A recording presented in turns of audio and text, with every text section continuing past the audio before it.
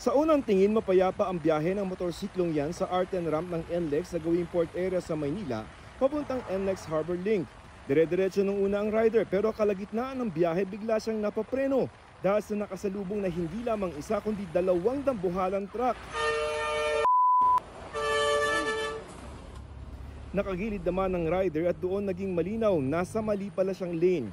Ayon sa pamunuan ng NLEX, hindi na nila natunto ng rider na maaaring nalito sa pagpasok sa lane. Parang nagkamali siya, sir. Siguro nakita niya, iba na yun, NLEX, bumalik din po siya pababa. May mga signage po tayo dyan. Ngayon po, iba pong rider, hindi po nila naibabasa, ini-ignore nila.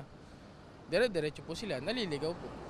Ayon sa NLEX, posible raw na nag-U-turn yung motorsiklo na mapagtanto niya na bawal na siya dito sa expressway. Magdaragdag ng mga karatula ang NLEX para iwas aksidente. Pinag-usapan po namin with our asset management. We need to review po yung signages ulit because baka lang po hindi masyadong visible dun sa mga motorcycles.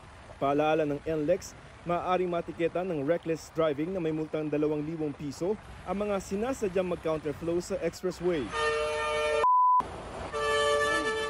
Para sa GMA Integrated News, Joseph Morong ang inyong saksi. Patay matapos magulungan ng pickup truck ang 4 na taong gulang na lalaki sa Bacolod City. Naglalaro umano ang bata kasama ang mga kaibigan na mangyari ang insidente. Sa investigasyon ng Bacolod City Police, nagtago ang bata sa ilalim ng pickup. Nagharap na raw ang pamilya ng bata at ang driver ng pickup at napagkasundo ang wala ng isasampang kaso.